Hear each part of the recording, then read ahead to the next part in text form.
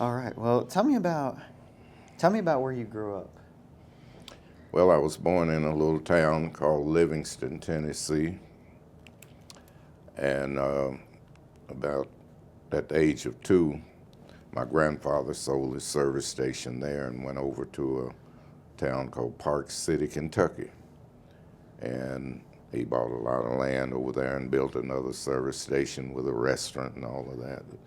And so from 2 years old up until I was 18, I stayed there in Park City, Kentucky. And I didn't want to be a farmer. What was it about farming that you didn't want to do? Too hard, man. Too hot out there in them fields and too hard. And that was something I didn't want to do. My mom married this dude and he was an old farmer and that's all he knew and it wasn't for me. I told Granddad, because Granddad knew I loved music and wanted to play. And so he told me, well, son, I tell you what, I'll take you out to North Carolina with his son, who was my uncle. And so he brought me out here because he knew my love for music, and so it was history, man. From then on, I've been in the music business. Now, you worked the farm? Did you work the farm to pay for your first guitar? That was the story that I got. Yeah, yeah. I worked out there to get my first little guitar, and the guy that I was working for, he was the mailman. So I'm out there in the field, and he pulled up and was motioning for me to come to the house. So I went over to the house, and he said, "I got a package for you." And he pulled that box out, and that was my guitar. Sears guitar back in the day. Sears. Now Sears, what people don't understand was Sears was everything. That was like, They had everything, anything you wanted, just about. They had it. because that was like the mall before the mall. And They were that's like the it. original mall, because That you was could it. go like clothes shopping, you could get tools, you could get anything there. Well, where we lived, you didn't have them big shopping centers and stuff, little country towns. So we had the big Sears catalog, and my mom would order everything that we needed from that catalog. Yeah. It just makes me think about, things like that. Like if you look through an old newspapers used to be thick. Yeah. And I don't think of like the Sears catalog, like that's what the internet kind of took over. Yeah. And when you look through an old, like that used to be everything. Like your Sears catalog, that was like shopping through Amazon was the old Sears catalog. That was it, man. And that's the way everybody bought everything that they needed. They had big old thick catalog, man. And anything you wanted just about was in that book. So you ordered whatever you wanted. And I wanted a guitar, and that was my first guitar, a little silver tone from Sears. So what drove? I also heard the story that you watched like Chuck Berry and Elvis, and that's what sort of drove you. Is that the Well, story? what happened there, my grandfather was the first one to have a TV in our town.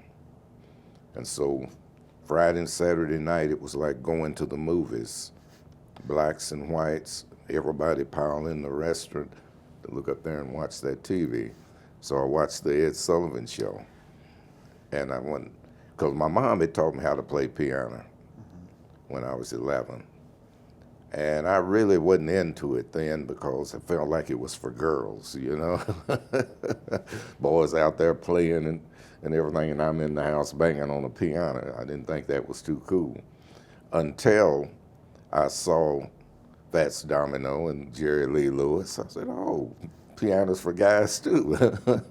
But Chuck Berry and Elvis really turned me on with the guitar because I'm moving on stage. I like to move, and everything. And so that's how I picked up the guitar, which I still play, the piano and stuff like that. And how did you learn? Did you take like formal lessons, or did you just kind of learn? Did family members teach you? Well, what had happened, my mom taught me how to play piano.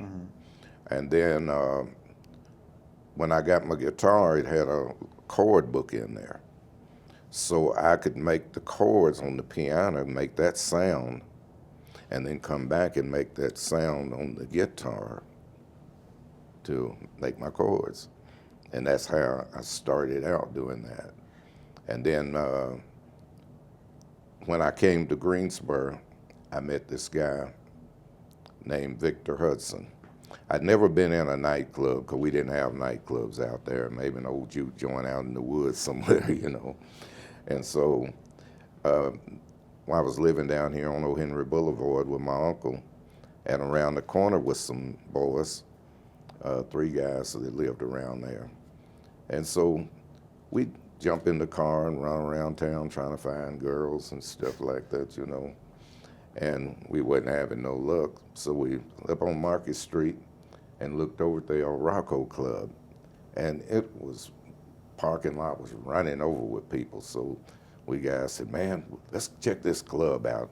There got to be some women up in there. I said, hey man, let's go. I've never been in a real nightclub. We go up in there, and that night Jerry Butler was performing. And the band was the Swingin' Five, Victor Hudson's band, was backing Jerry there at the El Rocco. And when they got ready to take a break, coming off the stage and Jerry coming off, man, women all over him and everything, I turned to my guys, I said, I don't want y'all to pick me up no more. I'm gonna learn how to play that guitar like that guy's doing up there. And you see, he ain't having no problem with the women running to him. So I'm gonna do the same thing. Lord have mercy, I've been in trouble ever since. That's awesome. Oh my God. But that was my first club experience, and I didn't waste no time. About a couple of days later, I go up to the club and I asked the owner, the guy that was playing guitar, I said, do you know him? He said, yeah, I know him. Yeah, he plays for me all the time. I said, would you happen to know how I could get in touch with him? And he said, yeah, I can tell you how you can get in touch with him. And he told me where he lived. I'm a dumb country boy. I don't know no better. The boy done been playing all night, up all night playing, you know. I go to the house, knock on the door, and his mom came to the door, and I told her who I was and what I was there for. And she said, well, my son's in the bed, but let me get him up. And she went in there and got him up. He come on out, and we introduced ourselves to each other. And he said, come on in. And told him what I was there for. He took me on in his room, pulled out the guitar, and started showing me some things. And I showed him a little bit that I could play at that time. And I could play solos real fast. And he said, hold it. He said, do you want to be a solo guitar player, or do you want to play the guitar to make money? I said, I want this to be my living. He said, well, don't worry about no solos. The main thing you need to concentrate on is your chords and your rhythms. And he said, when you learn that, you can play with anybody. So that's what I did. And sure enough, I ended up playing 1963. I'm on the road with Solomon Burke and Stevie Wonder. Wow. You know, I've never looked back. Played with all the big guys, Otis Redding and William Bell, Eddie Floyd, you name it. And then we had a real good band. And so we'd be the house band at the clubs here in town. You know, El Rocco, Carlotta, Ponderosa, Forest Lake Country Club, you know. And so what we would do, my band, we'd have to back a lot of the entertainers, because back in that day, they didn't carry bands with them. Entertainer come out with a new record, just like Otis, for instance. He came out with These Arms of Mine. Well, Greensboro was the hot spot for busting records back in the day, WEAL. And so any black artist that recorded a record it was played at WEAL, and it was a big hit around here in town and everything. So that artist, his agents or whatever, would book him to come to town to play in one of the clubs. So we're the house band, so I got to back those guys. So that's how I backed so many guys, man. I done forgot a lot of them that I did. But anyway, I was playing, well, the Continentals was playing at the El Rocco Club, and they were backing Solomon Burke. And so I was coming down the street on Market, and I looked over and I saw their little old van, and I said, oh, let me go in and holler at my boys. So I went in, and the bass player was having problems trying to play one of Solomon's songs. And so he saw me and told me, hey, Roy, come here, man. Do you know this song by Solomon? I said, yeah, I know everything the man's recorded. He said, well, show me how to play the song. So I took the bass guitar. See, they didn't know Solomon didn't know I played guitar, real guitars. But took the bass from him, showed him how to play it. And so Solomon said, you know all of my stuff like that? I said, I know everything you've recorded. He said, well, what are you doing tonight? I said, nothing. Well, I'll pay you to come and play the bass. So the boy Jimmy, he said, fine, man, because he was struggling trying to play that stuff. So he gave me the guitar, and that night I went up there and I played. When I finished playing, Solomon, he paid me. And he said, can you go on the road? I said, yeah, I can go anywhere I want to go. I'm free. He said, can you leave tonight? I said, yeah, I can leave tonight. You'd have to take me by my mom's house so I can get me some clothes, you know. And so he laughed. He said, that ain't no problem. We'll do that. So packed up everything and went by my mom's house. And she was a big Solomon Burke fan anyway. So I told her, I said, Mom, Solomon's out here. You want to meet him? She said, oh, yeah. So she got to meet him. She was happy. And I told her, well, I'm leaving. I'm going on the road with him tonight. So she said, okay, well, you just be careful and keep in touch.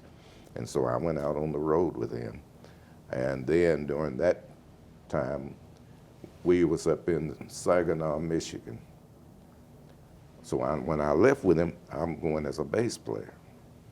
So I'm at the motel. Door was open, summertime, and I had borrowed the guitar player's guitar, and I'm sitting in there and I'm playing Solomon's songs on the guitar. And Solomon happened to walk by the door, and he backed up and looked. You didn't tell me you played guitar? You're playing my song just like it was recorded. I said, I know all of your songs just like they recorded on guitar. He said, well, I'm going to get rid of that other guitar player because he was a solo player, man. You know, man trying to sing and he's playing a solo, so he didn't like that. So sure enough, a week later, he bought me a guitar. We was coming back to D.C. and he bought me a Fender Strat because I had an old Les Paul and that thing was so heavy, man. I come off the stage walking sideways with my shoulder hurting. So I was in the dressing room, and Jimi Hendrix was playing with the Isley Brothers. And I told Jimmy, I said, man, let me feel that guitar. I felt it, man. It was light, and it felt just perfect. And so I told Solomon, I said, man, I want a guitar just like Jimmy's. So he said, well, when we going to D.C., and there's a music store there, and I'll give you the money, and you can go get you one. So sure enough, came back, I went straight to that music store and bought that guitar. Been playing Fender Strats ever since. I was thinking about, you and this experience. Did you feel like was it just like a surreal experience, or are you just like, I'm supposed to be here? You're picking up Jimi Hendrix's guitar. Well, I just felt like that was what I was supposed to do from, 5 and 6 years old, man. Mm-hmm. I love music. And my grandfather, I would tell him, if I heard something like Dee Clark, Nobody But You and Raindrops and all of that, I'd hear that stuff on the radio and I loved it.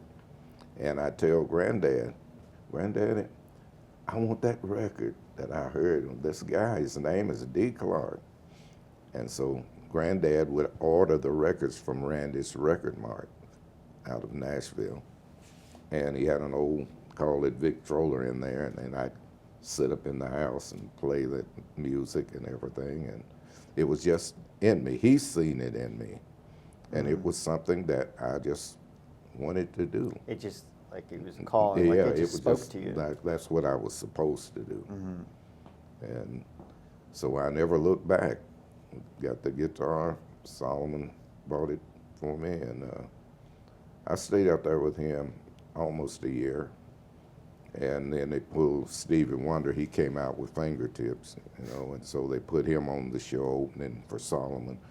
So that's how I got to play his stuff. So it's been a road, man. How long were you on the road with them for? With Solomon? Solomon? I was out there for about 8 months, something like that. Okay. Solid, yeah. And then he had a big break where he wasn't going to be doing anything for a while, so I came on back to Greensboro, and then the next thing I know, I'm back at the house band at the Carlotta, and Eddie Floyd came out with Knock on Wood, so we had to back him. So I played that thing just like old Steve Cropper was playing, boy, and Eddie was, man, well, you know my stuff, don't you? I said, yeah, I know everything you recorded, man. And so I ended up going out on the road with him, which with him, and then I went on the road with Dee Clark. And then later years, those guys got broke or whatever, and I ended up booking them, and working. They was working for me. Dee Clark did, and also Eddie. That's amazing. Yeah, because it's you're. I guess at some point, on the road, you're only as good as your next performance or your next record, right? You're trying to chase the next thing. That's it. And following that dream. Yeah, and you're just trying to.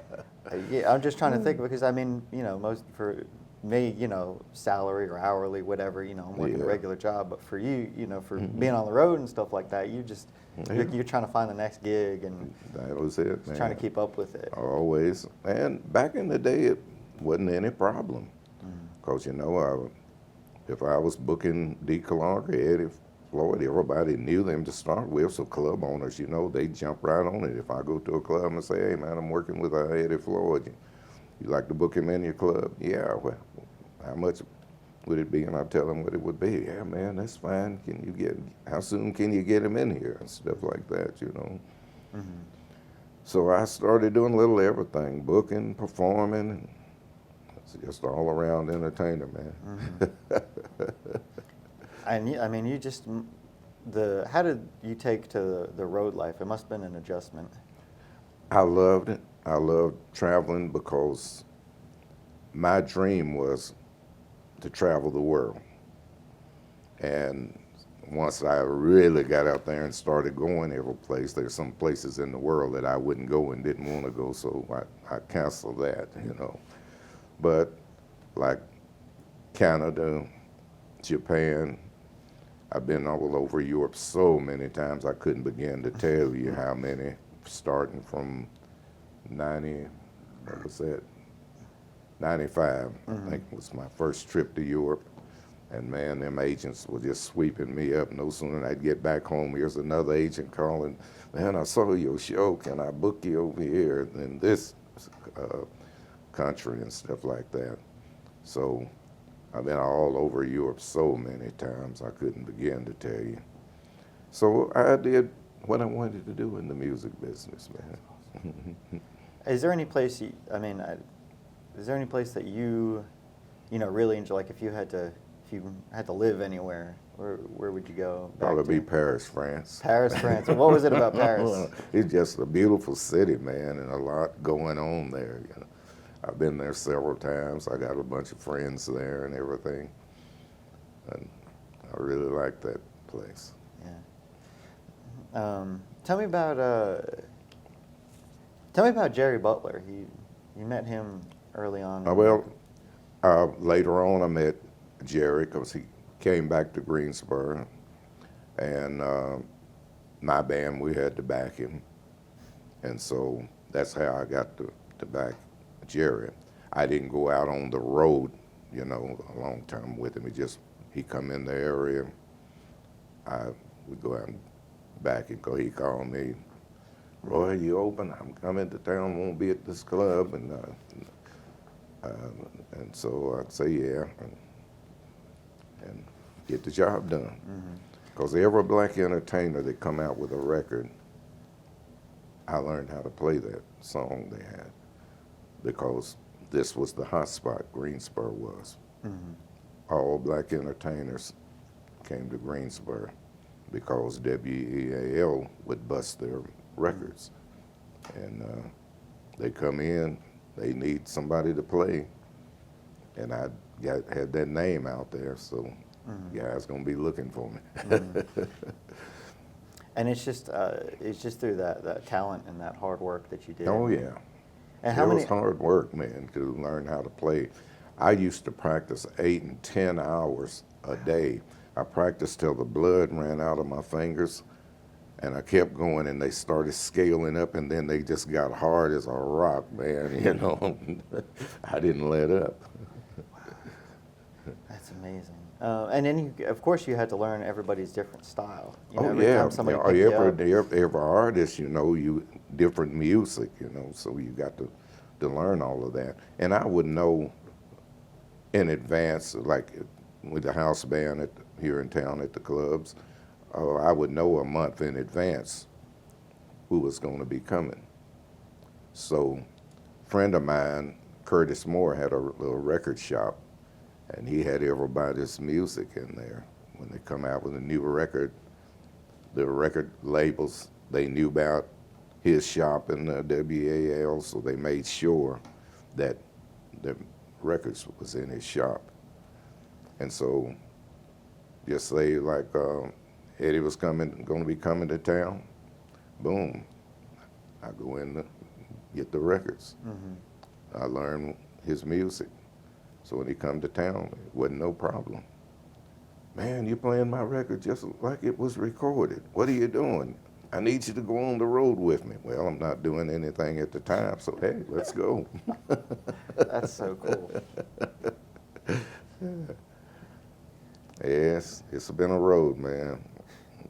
A road, good experience though. I loved every minute of it. I still love it. You know, they call me, hey, I hit the road in the New York second. And I'm thinking, you know, you must have had to been good with your money, with budgeting and, you know, with personal finances and things like that to be able to keep up with all this. Well, I made a lot of money. I didn't handle my money like I should have because I'm a free-hearted person. Anybody come along that needed help, boom, here, go take care of it. Do this, do that, you know. I've helped a lot of people, and I don't regret it because God has been good to me. He has blessed me, you know, over and over. I'm still getting blessed and don't even work now, you know, since COVID, man, it just killed everything. And I mean, I can go to Europe anytime I want to, but the agents say, well, we can't pay you like we used to pay you. And so I got, my motto is, well, you can't pay, I can't play. How did it change over COVID? It shut down all over the world, you know that. And then when it started opening up, what everybody's saying now, they don't have that budget like they used to have. They'll tell me, well, I can't pay you like I used to pay you when you were coming over here and stuff like that. And I say, well, I can't come because everything's a lot higher now than it was back then, you know. And so the clubs around here, the same thing, you know, I can't pay you like I used to pay you. Well, okay, I'll stay at home, play in my living room. And is it just because they lost money? They lost. Well, a lot of them, they lost a lot of money and stuff like that. And so, you know, a lot of them trying to make a comeback, and they're being very careful with their money. Yeah, of course. Yeah, I guess. Yeah. Because I mean, you lose it over what? Probably 2 or 3 years. Yeah, man. Well, COVID, what was in here strong for what, about 3 years, something like that, and then still hung around for about 5 or 6. And you still didn't get, like, I'm just kind of speculating, like you didn't get the people coming back. No, the people the crowd wasn't coming back out to the clubs and stuff like they used to because everybody was scared, you know, hesitant going to get COVID. Yeah, you don't want to go out in big crowds. Yeah, I didn't really want to go out myself, you know, to be around it. Yeah, I understand that. Oh man, well that's very interesting. So tell me about, so you started over time you started coming out with your own music and your own records. Well, what happened with that deal, I'd been out there playing with Otis some, and came back to Greensboro. And so Otis got killed, in the plane crash. And so Kurt Moore, that owned the record shop, I was in there, and he said, "Rob, we ought to write a song about Otis, man." He said, you played some with him and everything, and usually all the entertainers, if one died, the others will write a song about him, and William Bell did. And so I said, "Okay, Kurt, we can do that." So we wrote the song, and this boy from New York, Jimmy, I forgot his last name, he was supposed to sing the song. Well, Kirk had all the musicians in the studio, rented the studio, and the dude didn't show up. So Kirk's spending his money to get this thing recorded, and he looked at me, he said, "Roy, won't you sing that song, man? We got to do something. I got all these guys in here, and it's costing me a lot of money." And I said, "Well, Kirk," I said, "I ain't never sung on a record, and I really ain't no singer." He said, "Well, just try it anyway." So I said, "Okay." Push me in a corner, I'm coming out. Okay. So we went in, and I sung the song, The Legend of Otis Redding. So it was 45s back then. So I told Kirk, I said, "Well, Kirk, I got this other song that I wrote called Got to Have Your Love." And then we recorded while we're here. He said, "Yeah, because we got to have 2 songs." So went in there, and I cut that song. And lo and behold, do you know that song is still a hit today over in England? Northern Soul. Here we have Southern Soul, but over there is Northern Soul. And that's where that thing is still getting played. Hey, that's an awesome song. I love it. Yeah, and so that's when I started recording, and then I cut another little 45 with Kirk. And Kirk told me, he said, "Well, Roy, he said, I ain't got the money to push your whole career and everything. So if you find somebody or whatever, well, go on and do it." So messed around, and then it was this guy in town named Jimmy Cheek that had a record label. So he called me up and wanted to record me. I recorded the song, and this guy, well, 2 songs, because it's still a 45. And this sucker put it out and went to Nashville and sold it to a major company. Had me to come in and fill out the BMI papers for the publishing and writers' rights. See, and I didn't know nothing about the business then. I did that. He tore it up after I left, redid the paperwork in his name.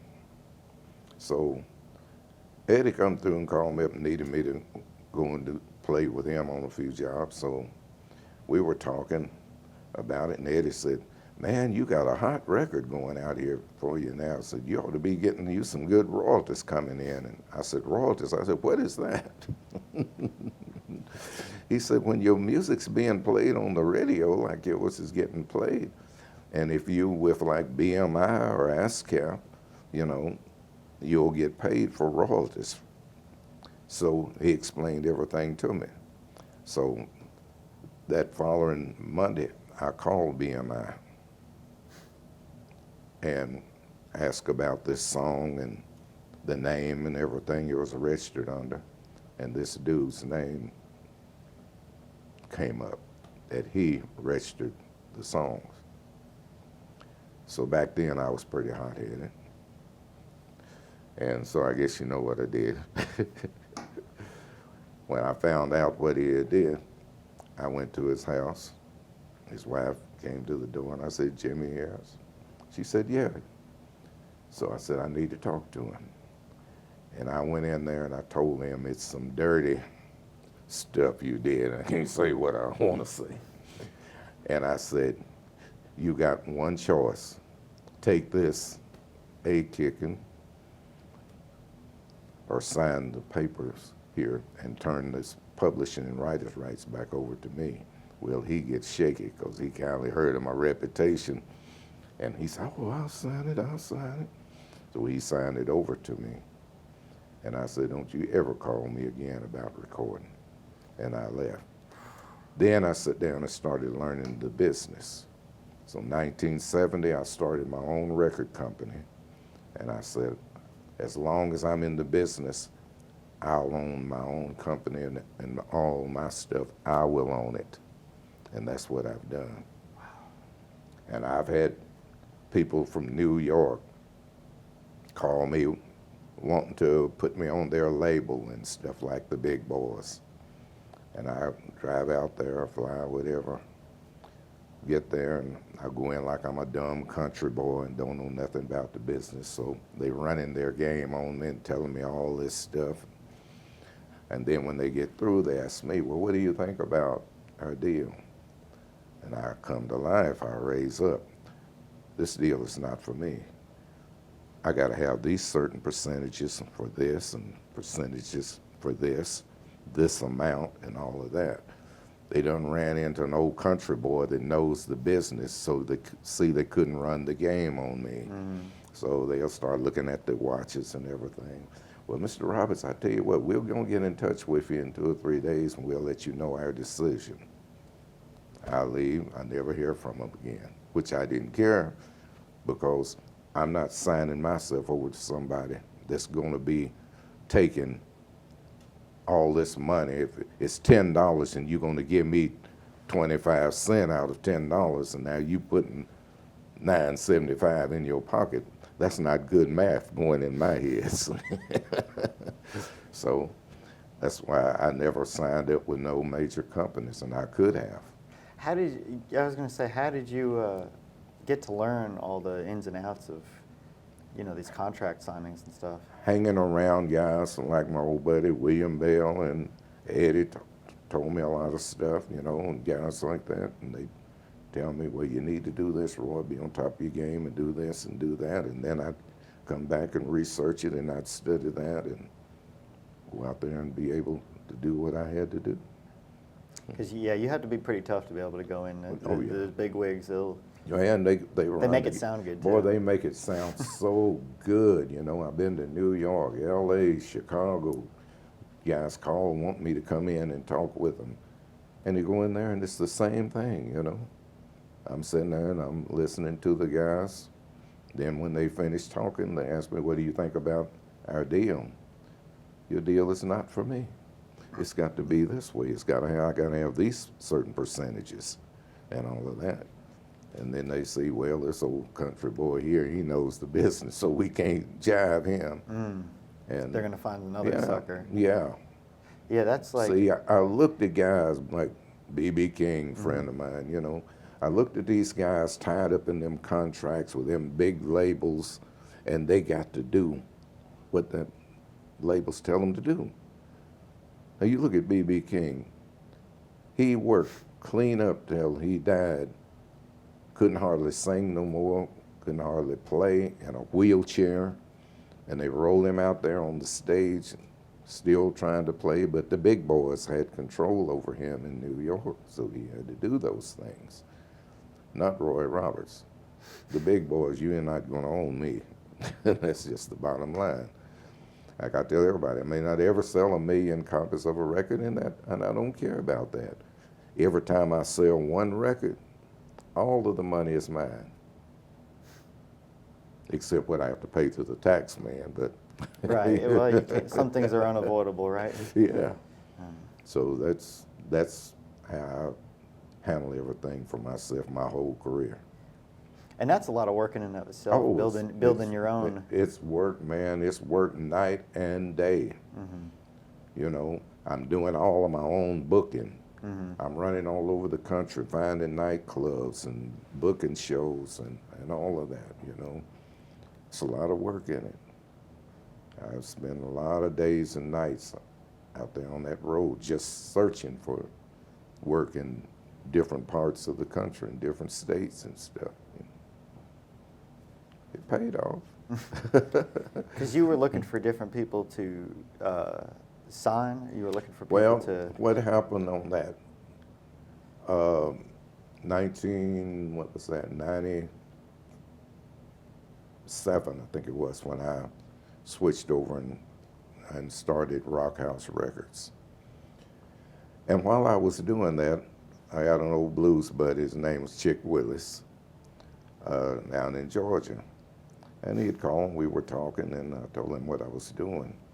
And he said, man, if you are gonna start your own label, record me, man, I need a record bad. I said, well, Chick, I'm just setting up the studio, getting everything together, and I want to be the first one to record myself, you know. I want to be the first one in the studio to record. And yeah, man, you got to record me. I need a record bad. I'm doing bad.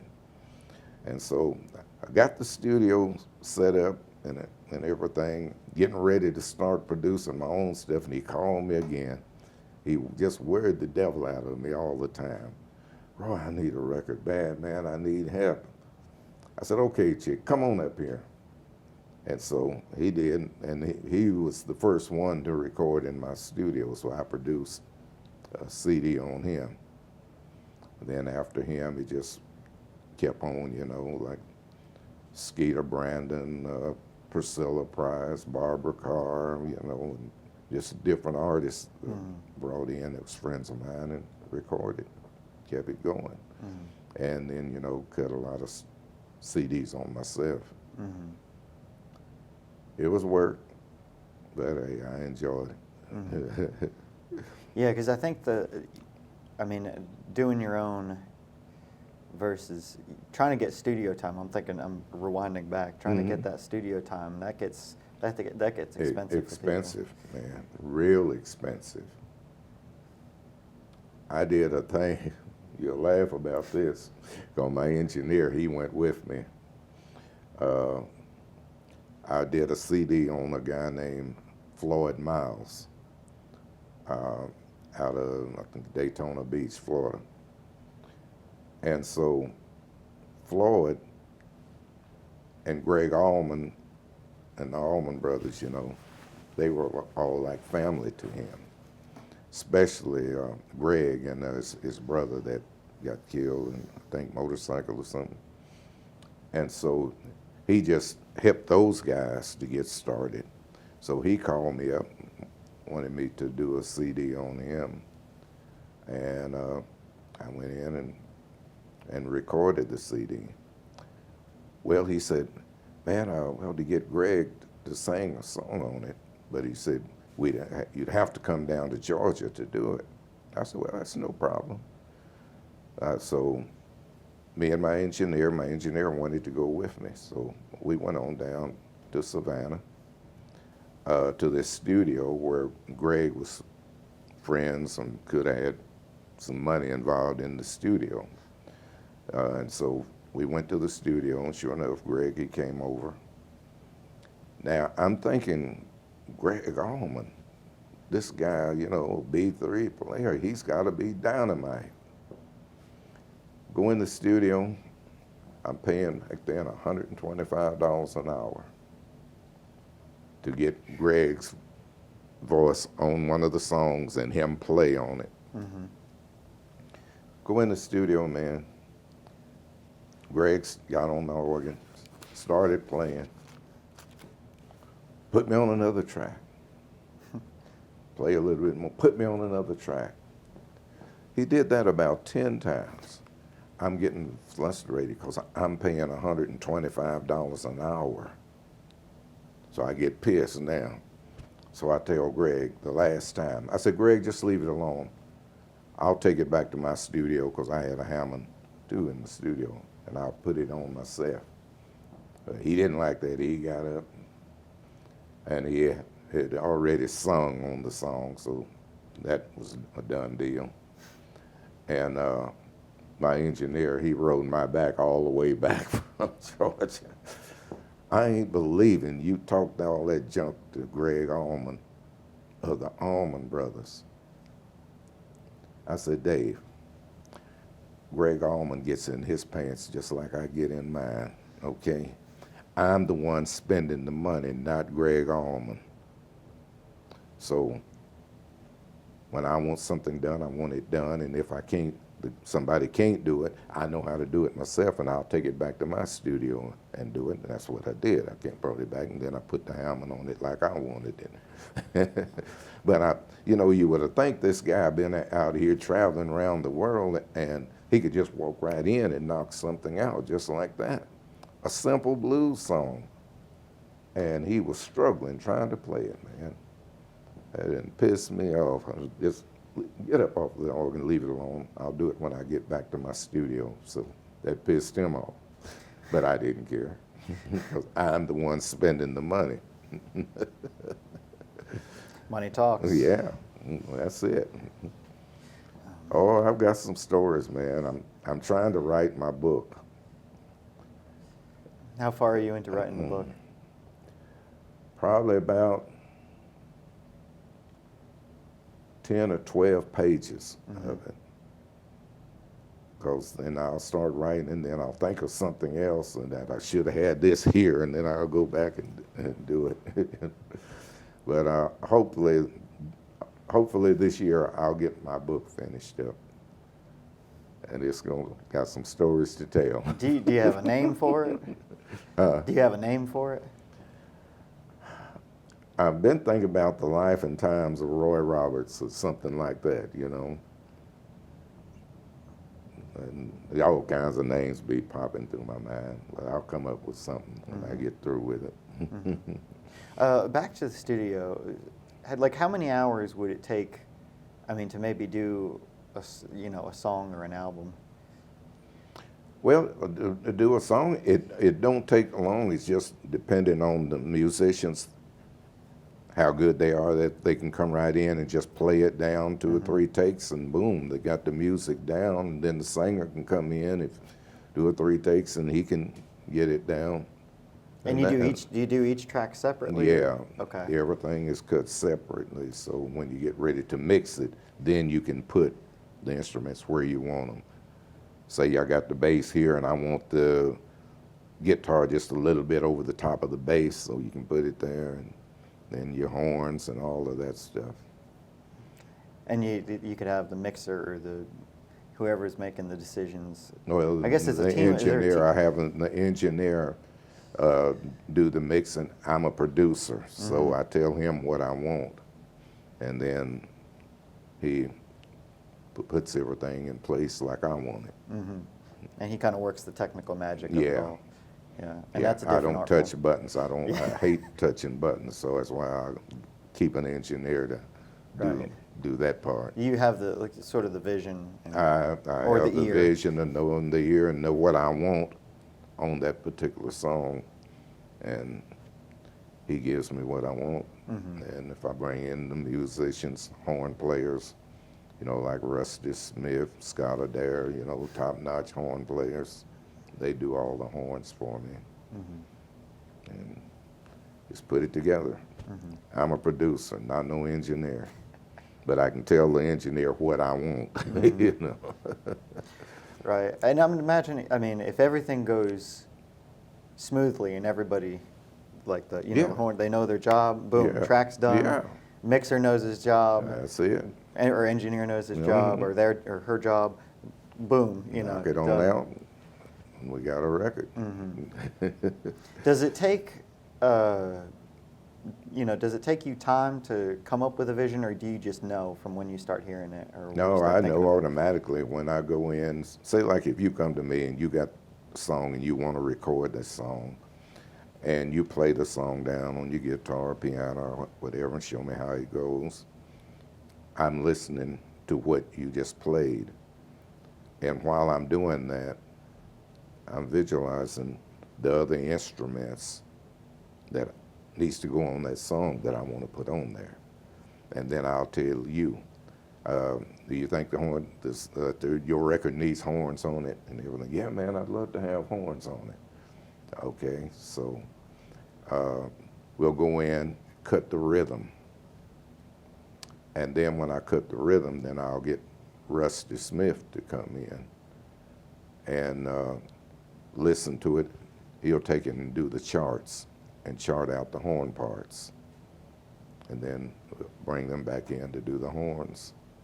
Because we got the rhythm, we got the voice. Now, the next thing is the horns. And that's the way I do it. The old school way. I watched them guys in Chicago and around in them studios, and I watched, they'd have one guy that was the producer. That was his job, going around listening and telling each musician what to play, or if this was wrong, listening for bad notes and all of that. And I said, that's what I want to do. I don't want to be no engineer touching buttons, because I hate that. I wouldn't even touch the buttons on my amplifier if I didn't have to do it to set it to the sound I want, you know.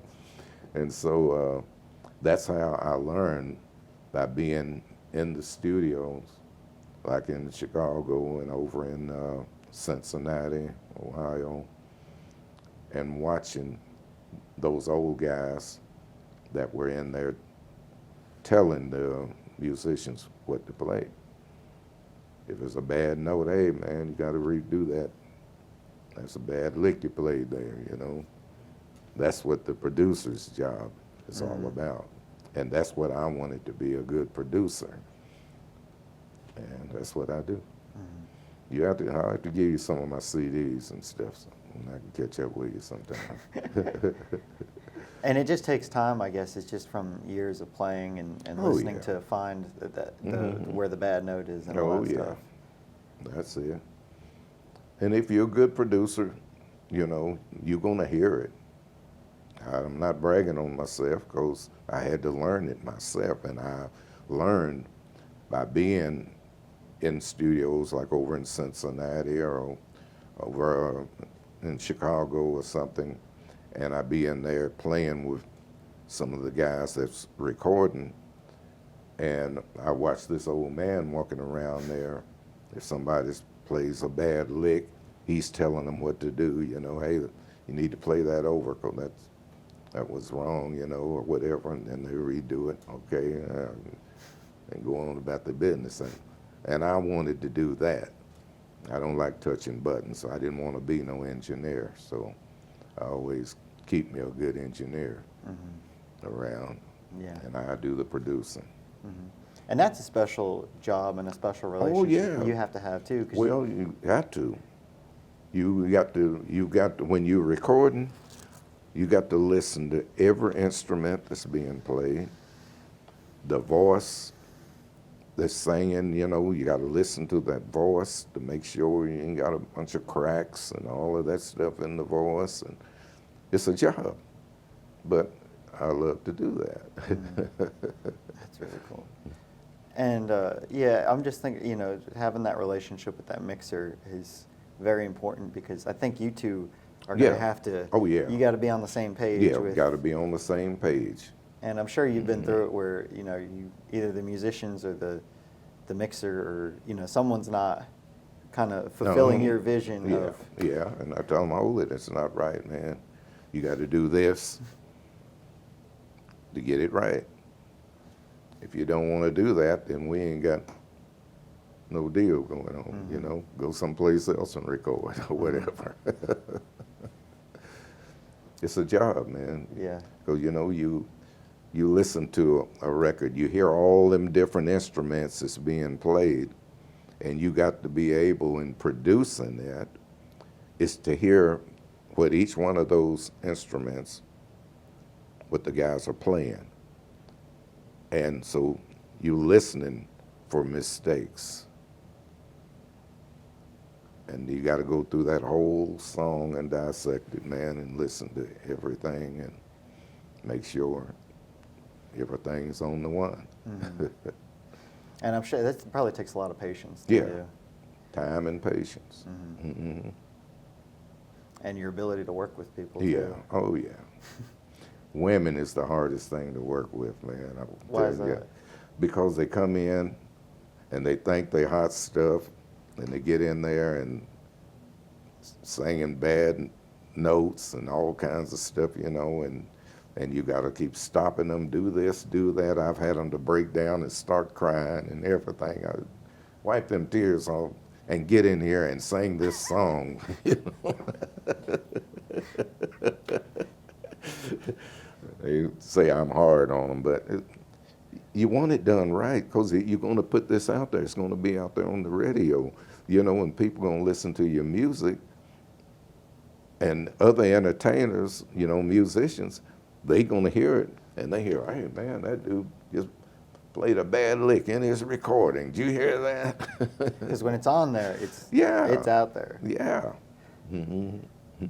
Yeah, well, I'm kind of saying, if it takes the time to do it right, because, I'll see this program, I'm like, Yeah. how did oh man, what was I? Yeah. And now Yeah. it's if you took the time to, because I edited it too, if I took the time to be more careful or whatever, or be more attention to detail. Well, that's what you have to do. You really have to be a producer. If you got to really be on top of your game.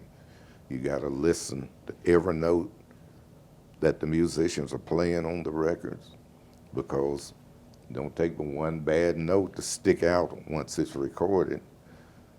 Now you send it to the presser and get it pressed, and you come back and you done spent that money, and then you hear some bad licks in it.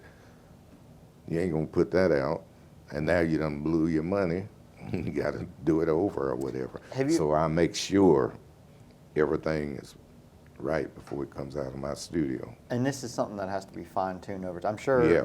I mean, maybe early on, was there one or two you're just like, oh, I wish I had done that a little differently? Yeah, I've done that. The Legend of Otis Redding. There was some stuff in there, some things that I was singing that I said, darn, I wish I'd have did that different years after I'm going back and listening to it, But that was my first time ever recording in a studio. And that was just, it came out okay. Mm-hmm. It was a hot record. I got a lot of play. Good. Tell me about what was he like? Who? Otis Redding. Otis was a nice guy, just a big old country boy. He tickled me first time I played with him. We was at, Ponderosa here in town, and came out on the stage. We brought him up, and we playing behind him. And, he was a big, tall dude, and he started singing, "These arms are mine." He stretched his arms out, and I'm standing over here. I got to move over to the side. And he wanted me to go out on the road with him. If he come around here in this area or something, I would play for him. But I didn't want to go out on the road with him because I didn't feel like he was ever going to be a big star in the music. And so I go out there with Eddie, and we were talking and came up about Otis and everything, and I said, yeah, I just played with Otis and everything. And but I said, man, that old country boy, them high water pants on up here, and all that, and stretch them big old long arms out. I said, man, I didn't want to be out there, stay out there and play with him and everything, because I just didn't feel like he was going to ever be a big star. And man, the next thing you know, I'm with Eddie, and then Otis blows up big. And show you how things work. 6 months before Otis got killed in the plane crash, he came through town, him and his band, and they were getting ready to go to, I think, Wisconsin, or someplace up north they were going. And I was coming down Garl Street over there, where that rooming house. I know where you're talking about. Magnolia? Yeah, Magnolia. Yep. Yeah, that's where all the black entertainers used to stay. And I was coming down Garl Street and happened to look over there, and Otis and his guys were sitting out in the front. So I pulled up to him. I said, hey, what's going on, man? He said, oh, we laying over here because we're going, I think they were going to D.C. or something. And he said, man, you want to jump in and go with us? I said, no, I'm playing with your old buddy, Eddie Floyd. He said, yeah, old green tree. That's what we call him, knock on wood, And I said, yeah. He said, well, anytime if you need a gig, all you got to do is call me.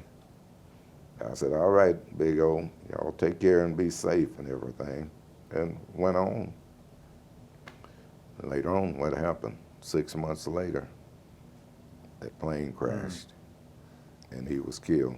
If I hadn't have been playing with Eddie, I'd have went on the road back out there and playing with him.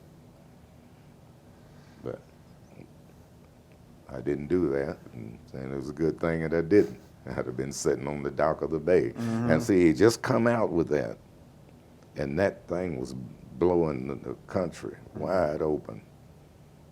Still Dock is a of the huge bay, hit. and still is today. Oh man, that's amazing. Tell me about playing with Eddie. Well, Eddie, he was a good dude, to play for. Me and him, we developed a long time relationship. And I'd play with him off and on, and then he got in trouble, needed to make some money and stuff like that too. So I booked him gigs. He called me, hey man, can you get me some gigs up your way? I said, yeah. I told him how much I'll pay you, and he said, all right. So I'd go out and I'd book gigs with him. Same thing with old D. Clark.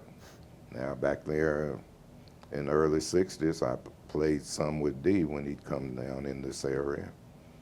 And then later on, he calls me up one day, he's in bad shape and doing bad, and want to know, can I get some work for him? And I said, yeah, man, I can get you some work.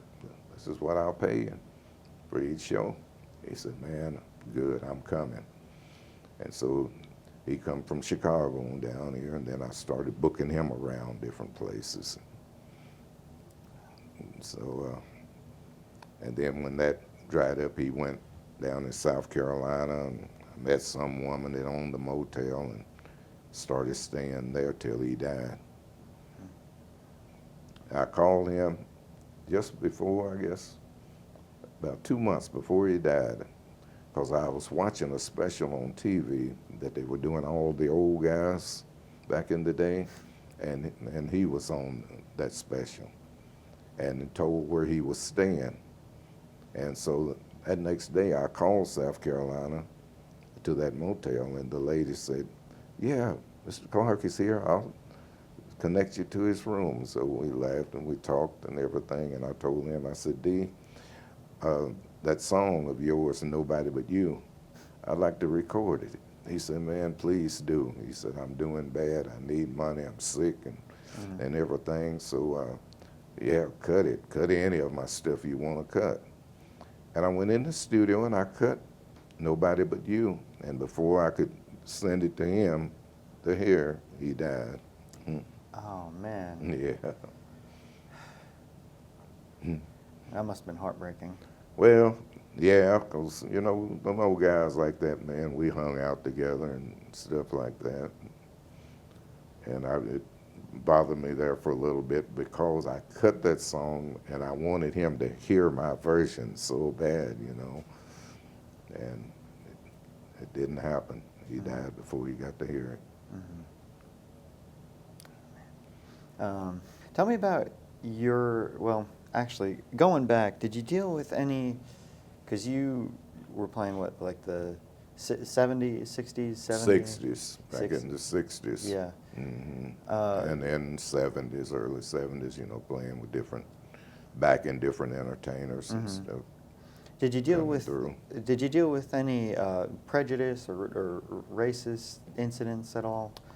Well, we had to deal with that, because back there in the 60s, you couldn't go in the white motels and restaurants. We out there on the road, and you got to drive hundreds of miles to get to a black neighborhood, out there on the road in some towns, so you could go spend the night, like those bed and breakfasts or something like that. Or if we drive, might be in Mississippi or Alabama and trying to make it to Atlanta, because that motel where Martin Luther King got killed, that's where we would stay there a lot of times. And be out there on that road and drive all night, half a day, just trying to get maybe to Atlanta so we can get in a halfway decent motel or something. Mm-hmm. Yeah, it went on like that. I was surprised when I switched over in 1980 to do country music. And Arthur Smith, you've heard of him, right? Mm-hmm. He's the one that talked me into doing it. Because there in 1979, when that disco and all of that came out, I had about 300 clubs that I was playing around the country. Everybody, that week, the phone started ringing, everybody canceling all the gigs and everything. I said, Lord, what in the world am I going to do? And so I called. Why were they canceling? Why were they canceling? Because they were putting the DJs in there to do the disco music and stuff. See, you ain't got to pay these bands all this big money. We just get us a DJ and then play. Pay one guy instead. Yeah, pay that one guy a little bucks, few bucks, and then be done with it. So I picked up the phone and I called Arthur, because me and Arthur were good friends. And I said, Arthur, I don't know what in the world I'm going to do, man. I said, all the clubs that I've been playing, everybody's on disco and everything. And so he laughed. He said, well, Roy, you can always come down here and play bluegrass music with me. I said, Arthur, you talking out of your head, man. I can't play no bluegrass. Y'all's fingers too fast for me. So he laughed, and he said, no, Roy, he said, I'll tell you what, you ought to go into country music. And I say, there you go again, Arthur. I said, these white people that's got them clubs ain't gonna let an all-black band come up in there and play country music. And he said, Roy, I wouldn't tell nobody else to do this but you. He said, I've known you a long time, and you are somebody that can pull it off. And he said, what I want you to do is go write you 2 country songs and bring them back to me, and I'm gonna produce those 2 songs, me and my band. And during that time, he had programs on about 52 radio stations, something like that. And he said, I'm gonna send it out on all of my shows to give you a jump start. So I said, okay. I wrote the songs, went down there, and him and his guys that went in and cut the songs and put it out. So now I start trying to go get some gigs. There's a big club up in Madison. That was the first club that I went to because a buddy of mine, he told me about it. And he said, man, they got a big country and western club up in Madison. And I saw where they're gonna have Ernest Tubb appearing there. And he said, you ought to go and check it out, man, because this might be a door opener for you. I said, oh, you going with me? He said, yeah, I'll go. So we go up there. Now this club holds around 500 or 600 people. All white. Ain't a black person nowhere ain't to be seen around the town period hardly at night. So I've always been a brave dude anyway. I've never been scared of anything. So we go up there, parking lot running over with cars. So my buddy now, he gets chicken and want to back out on me. I said, oh no, You talk me into this, you going in here with me. Ain't nobody gonna bother us because they're gonna think 2 things. Number 1, we crazy as, you know what? Are we the ABC man? And ain't nobody gonna bother us. So he came on behind me, walked on in. I busted on up in there, went straight to the bar, told the dude I wanted a Sprite or Coke or something back then. And he wanted a beer, and the bartender came over and waited on us. Looking around in the club, all eyes are on us. Like 2 flies in a glass of buttermilk or something, you know. My buddy, he's scared to death. I said, man, what's wrong with you?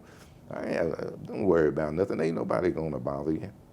We get in there and the band was playing country band, but I knew 3 of the guys in that band. And they saw me and they were on stage. Ladies and gentlemen, Roy Robertson's in the house. Now everybody done turned back around trying to see who is this guy now, you know? So the guys took a break. They come running back there, man. You know, we hug, shake hands and everything. And they said, Roy, you like to come up and sing a couple of songs with us? I said, yeah, I'd like to do that, because I'm thinking it's going through my head. If I hit that stage, I'm going to win these people over. So I said, yeah. He said, and I said, do you know I Can't Help Falling in Love with by Elvis? Yeah, we know that. And I said, I know you got to know I Can't Stop Loving You. Yeah, we know that. We're going to go up and play one song, and then we're going to bring you up. So they did. All eyes, man, they're watching now, because they want to know who this Roy Roberts is. I go up on that stage and did my imitation of Elvis doing I Can't Help Falling in Love. Man, the club went wild, and people hollering and clapping. And then we sung I Can't Stop Loving You. And so before I finished it up, then I broke the band down, and I told the people, this is it, y'all. They said, we want more. You got to sing some more. I said, no, I'm not getting paid for this. This is these guys' jobs. They the ones getting paid. But I said, if y'all want me to play more, you go to the club owner and tell him to book me and my band in here. And man, them people, they went wild in there over me. And sure enough, later on I went back, played in that club, jam-packed it. And there was a lady in Burlington, she had a club. And I went to talk to her about getting in the club, and she said, Roy, she said, I'm from New York. I'm not prejudiced or nothing like that, but you know how it is here in the South. And she said, I just feel like if I book this black band in here, it might create a problem. And I told her, I said, Miss, she said, I heard some people came in here and said that they saw you up there in Madison and said you turned the place out. And she said, I really would love to do it, but she said, I'm just afraid. I said, Miss, let me tell you something. You book me in here, I promise you, you won't have one problem, because them people going to be so busy listening to what I'm doing, you ain't going to have no problems. So she thought about it a minute. She said, well, Mr. Roberts, I'm going to give you a shot. But she said, I'll have plenty of security in here just in case. I said, well, you can do that. I said, you don't have to, but you can do that. So we went down there. I set that place on fire, man. Them people went wild. Moved from Burlington to Durham, on down to Raleigh, and Clayton. Now, that's Klan territory. Klan was active back then. I went in them clubs, man, set them clubs on fire. You won't believe this. I played for one of the guys, one of the Klansmen that owned the nightclub in Lillington. I played for him. He called me up because so many people was coming to him and telling him, you need to book this black band in here, this country and western band. Those guys are out of sight. So he called me up, booked me, went in there and set that place on fire. That guy told me, anytime you want a gig, you got one in here. And it's so funny. Go in the club, all down the walls, there's all these pictures of the Klan, burning crosses and all that stuff. I don't care nothing about that. I'm going here to make my money. Some of my guys, they were scared. They said, man, you crazy. I don't know whether we want to stay with you or not, because, boy, you live dangerously. I said, man, you ain't got nothing to worry about. Them people are going to be focusing on what we are doing. We're playing all the top country music that come out, and they're going to be so busy dancing and everything, they ain't going to pay no attention whether we black or white. And they didn't. I went all down east, and every one of them country and western clubs, man, them people was calling me up, want to book me in there, because we were just packing the clubs out. And the only reason why I quit in '89 on New Year's Eve night, we were playing at Lake Royale in Durham. I'd never had a break in the music, and I'd been working with O.B. McClinton. I'd been booking him some shows and everything, the black country western singer, you've heard of him. Mm-hmm. And so when he died, because that last gig we did there in '87, we was down below Durham in a club, and that night when he came out, he wasn't OB no more, man. He was just like, he was sick or something was really wrong with him. And he didn't have perform, but he did enough to get over. And I told him, if you're feeling bad, man, just go on back in the dressing room. I'll finish up the show. And so that night he left and was going back to Nashville. Well, he got up to Asheville, and he said he had to go to the hospital. So he went to the hospital. They patched him up, and then he made it on to Nashville. And the next day he went to the hospital there, and he had cancer, and they gave him 1 year to live. So he called me up and he said, well, Roy, I got bad news. I said, what's going on, man? He said, I was real sick down there on that gig the other night. Had to stop up at the hospital in Asheville, and then I made it to Nashville. And when I got back and went to the hospital, they said I had cancer, pancreatic cancer, and they gave me 1 year to live, and he lived exactly that 1 year. Wow. And me and him was just like brothers, man. We were so tight and everything. And so in '89, I was just tired, I was burnt out, and I turned to the band and I told them, y'all get you a job with somebody else. I'm gonna chill out for a while. Came back to Greensboro, locked all my stuff up, and went over to Danville, Virginia. I had a friend over there that was a DJ, and he had called and told me that this guy had a recording studio that he wanted to sell. And he said I ought to come over and look at it. He'd give me a good deal. So I did. The old guy sold me the studio, and so I stayed over in Danville for 3 years, just recording in the studio, me and the engineer. And then one day, I'm in there with the radio on, and Robert Cray came on. And I heard that. I'm in a phone booth with the song. I said, man, that dude's got the same style. Me and him got the same style of playing just about. And I said, here, this dude got a record out here on the radio, and I'm stuck up in this studio. I went in and wrote a couple of songs, and the next day, my engineer came in, and I told him what was going on. I said, man, I'm gonna cut these 2 blues songs. So I called some of the musicians in, and we went in and I recorded them. And I had a friend in Nashville, and he wanted to release it on his label for me. So I said, okay, and I sent it to Ed down there, and so he released it. And I started getting the jump start in the blues, and so that's how I switched over and started playing the blues. Wow. Been going ever since. Got stories to tell, man. We could sit here all day long. I like that. Oh God, there's like a bunch of things. So you ordered you ordered a Sprite that night when you were at the club. Yeah. Did you generally not drink when you played? No, I never drank. I've never drank. You never drank in your life? I've never drank. I've never used drugs. I've never smoked. That wouldn't mix with my music.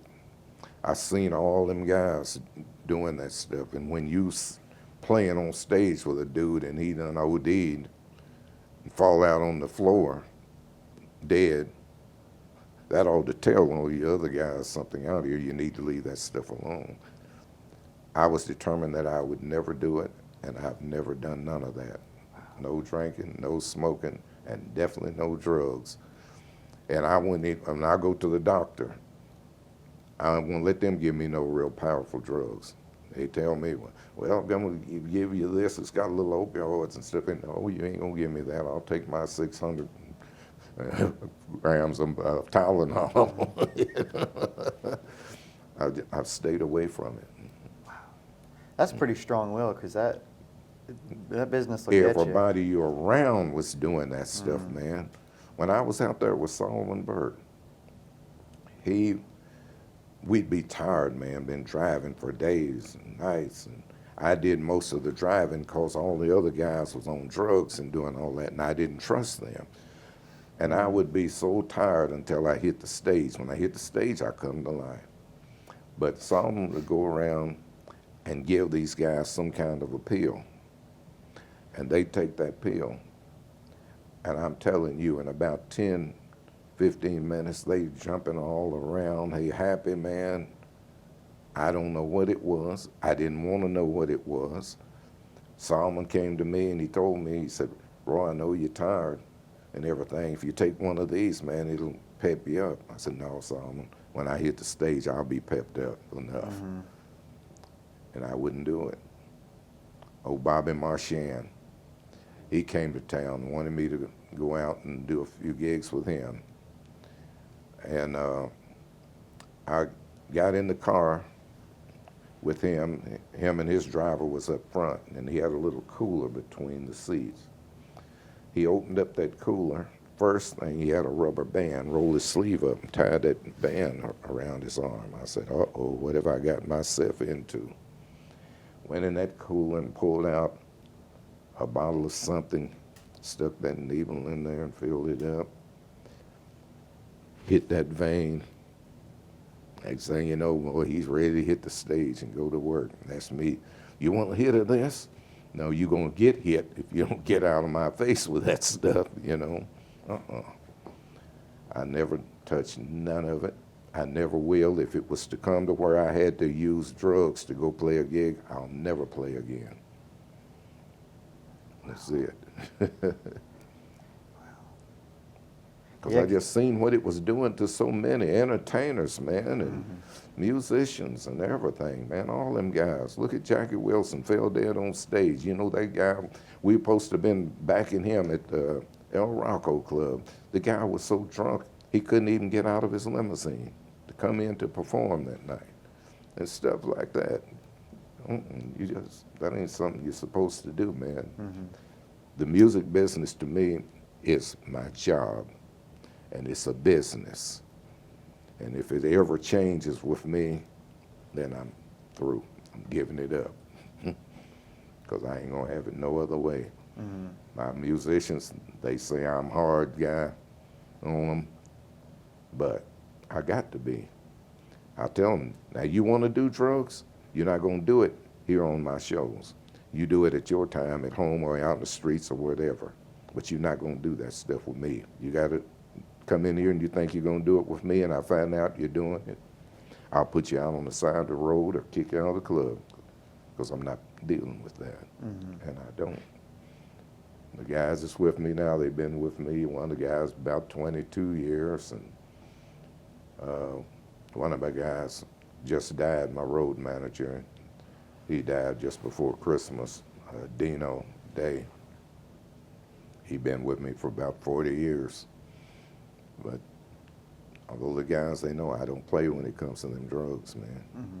I remember Bruce Springsteen talking about it in his book. He said that, you know, he said, I'm here for the long haul. Yeah. He said, I'm not here for the, you know, yeah, be short and be gone. That's it. The 27 Club, they call it. Mm-hmm. You know, a lot of them got them at 27. Yeah. So many of them. Look at Hendrix, man. Yeah. What, 26, 27, yeah. something like that. And just a shame, man, the way that boy could play and the stuff he had going for him and drugs. Elvis, yeah. John. What, 42 or something when Elvis was about 42 or something when he died. Mm-hmm. It's a shame, and man. There were times they'd get him up on stage and he couldn't hardly stand. Yeah. He couldn't hardly remember what the heck it was he was singing. And he would just start babbling. Yeah. And I mean, it was sad. And he was sort of someone told the story. He was sort of the like one of the firsts, you know, I mean, to be the king. He was like the first to be up there, and he was sort of set the stage, like you had talked about. You had watched other people do this. Yeah. He was one of the first to like watch the rise and the crash. Yeah. And all the things, you know, not to do. And they asked his security guards in a documentary. They said, you know, why didn't you do anything about it? And they said, how can you save a man from himself? Mm-hmm. You can't do it. He's paying them guys, so, you know, they got to do what he tells them to do, or else they get kicked out, you know, and their money's gone. I'm just so glad that that never happened. I promised my grandmother before she died, she called me in the room and wanted to talk to me. We talked, I guess, 2 or 3 hours. And near the end, she told me all the do's and the don'ts. And she said, son, I want you to promise me that you won't get out here and act like your uncle and all of them and drinking and getting drunk and everything. And I said, Grandma, you won't have to worry about me. I'll never do that. And I haven't broken that promise. And I wouldn't, if she hadn't talked to me, I wouldn't have done it, no way. Because my mom used to drink, man, and get drunk and stuff like that, you know, and my uncle drinking, and it was just a sickening to me. And my grandmother would say, just look at them. Look at your mom laying out there in the yard throwing up and all of that stuff. Son, don't you ever do that. Don't act like them. I said, Grandma, you ain't got to worry about me. I'll never do it. I haven't done it neither. And not only just because of her. I know what it would do to me because I done seen it do to so many of the other entertainers and everything, you know. Well, it's it's an intoxicant. I mean, Yeah. it's toxic. You know, Yeah. that's what it is. It'll hurt you. So. Real bad. Yeah. That's sad with Elvis, man. As hot as he was, big as he was, man. He could have done anything. Anything he wanted to do, he could do it. And making the money and everything, and just threw his life away. Yeah. And there, his daughter died behind the drugs and stuff too. You see that? Yeah, that's real sad. All right, I'm trying to think of all the things that we can go on for hours, man. Oh man, well, I can sit here all day if you want to listen to all the stories that I got. That's awesome. I was trying to think about, I'm kind of bouncing around a little bit, but there's different things that come to my mind at different times, you know. And I was just thinking, how did you get, so you had the studio, did you have a label with that too? With my studio? Yeah. Yeah, my label, Rock House Records. Okay. The first label was Roton Records. I started that in 1970. And I used that only for myself up until, I think when I started Rock House was 96 or 97, somewhere like that. Because what happened, I cut 2 45s in a studio down in Florida, in Sanford, Florida, with Bob Greenlee. I'd go down there, I'm spending this money, and the musicians, good musicians, top-notch musicians, but they in there, they drinking and drugs and all of that. And I didn't want to be in the midst of that stuff. So when I did the second album, and I came back home, and there was a bunch of stuff that was wrong. So I called Bob up and I told him what had happened. And he said, well, Roy, if you want to come back down here, I'll get it straightened out for you and you won't have to pay me anything. So I went back and straightened that out. I came back to Greensboro and I said, before I cut another record, I'm going to have my own recording studio. And so that's what I did. Set up the studio, put an ad in the paper for an engineer, and this guy came through, top-notch engineer, looking for a job. And we cut a lot of stuff. He was the engineer, I was the producer. That's how Skeeter Brandon, all those guys was on my label. Now, did you have to set up with and I just don't know how it works, I'm ignorant, the ASCAP or the BMI license? BMI. BMI. Yeah, I've been with BMI ever since 1970. So you have to get all that stuff done. And that was another thing that I would do to all the entertainers that come in to sing that wanted to record in my studio, newcomers, I'd ask them, did you know how much they knew about the business? Do you know about BMI? Do you know about ASCAP or CSAC? No, what is that? That's where you get your money if your music's played on the radio. So I can't put you on my label until you get the paperwork and sign up with one of those guys, because I don't want you to ever walk out here and say, I beat you out of some of your music or nothing. I'm gonna teach you the beginning of the business, and then when you do that and I record your records, then you're on your own to do whatever. And I do that today, even if anybody come in to record. White lady was in there last week. She came in. She didn't know nothing about the BMI and ASCAP and everything, and I told her, I said, I'm not gonna touch your music.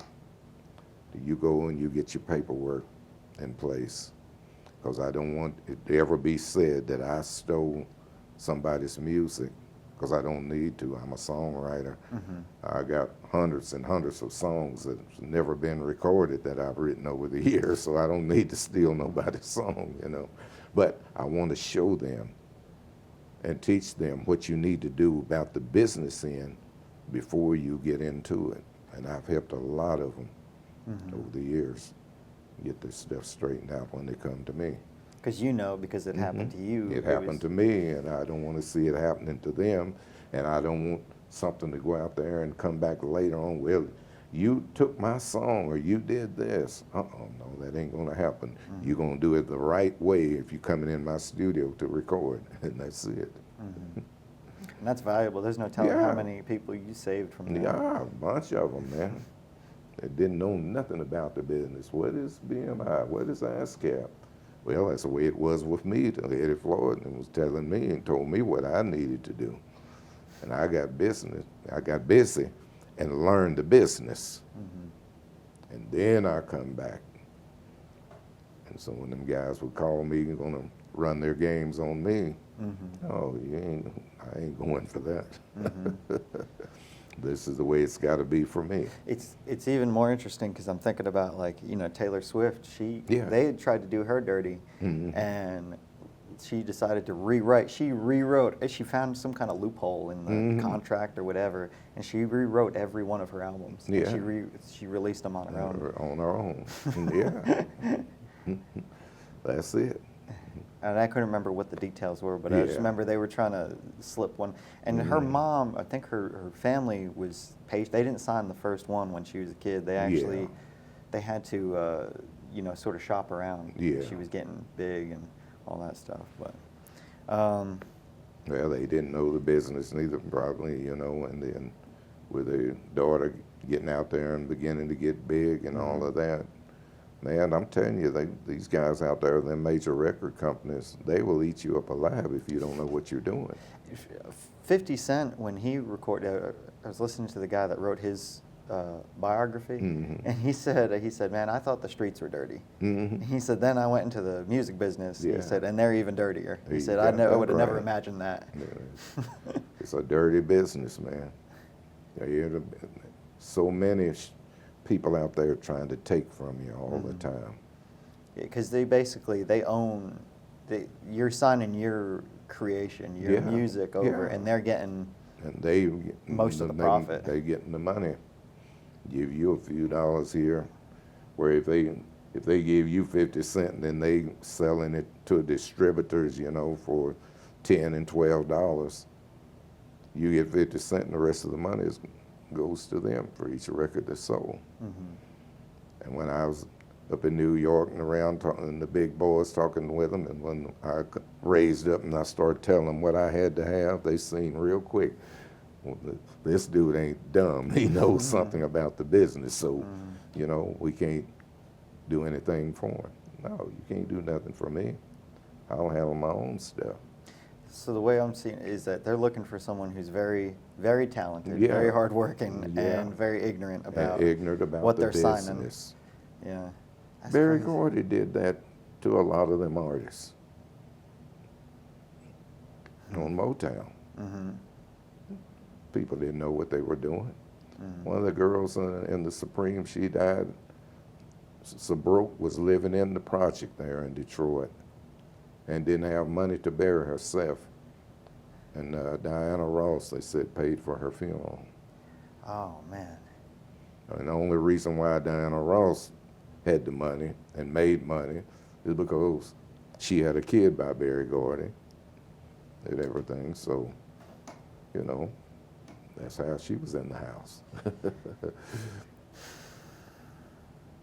But it's, man, there's a lot of sharks out there just waiting to eat you up alive. That's even more interesting that you say that, because you think, you know, the Supremes, man, Yes. she got to be living large and Made millions doing and okay. millions and millions of dollars, and then this woman gonna die in the project there in Detroit. And they said didn't have the money to bury herself. And Diana Ross came in, they said, and paid for her funeral. Dang. Like, I'm telling you, man, them sharks out there will eat you up alive if you let them. everything is not always what it seems. No. That's why I just stayed away from it. Yeah. Good on you to be, you know, smart enough To learn the business and then do my own thing, do it my way. yeah. I don't care nothing about selling 1 million copies of a record. It'd be nice if I did, but I'm not going to worry about it because I know it's never going to happen. But every time I sell one, that's my money. That's awesome. Yeah. So what was it about the, hey, so you fell into the blues later on. What was it about the blues that kind of, you know, kept you going? Well, back then, in 89, 90, when I got out there and started switching over to get into the blues, is because I had run into some of the old blues guys and stuff like that, you know, and they out there working and everything. So now, you know, the disco put me out of business. I did the country thing, so I got tired of that because OB died, my buddy. So in 90 was when I started checking in and listening to a lot of the blues guys. And so 93, it was when I just went on, got out of that studio after I heard Robert Cray, and his style and mine was kind of similar. I said, man, I'm up in here and this dude out here making all that money, let me cut me some blues. So my engineer came in that day and told him what I wanted to do, and called in a couple of the guys and cut a 45, sent it to my buddy out there in Nashville. He wanted to release it on his label for me. And I just did that. And never looked back, man. Been doing it ever since. That's awesome. And you're still playing. You're still playing Yeah, live I and still play. everything? If somebody called me for a gig, it's paying me enough money to go out. I ain't going out for nothing. I hear you. I hear you. Yeah, I still play. Yeah. Is there any place, you know, locally that people could, do you play like any kind of regular gigs? No, I don't have anything around here local at all, not right now. I'm not even trying to book anything. It's wintertime, and always, you know, after Christmas, January comes in, February, them is 2 bad months for the musicians out here on the road. And so I just chill out till about the middle of March and April, and then I'll start booking up some stuff. That's awesome.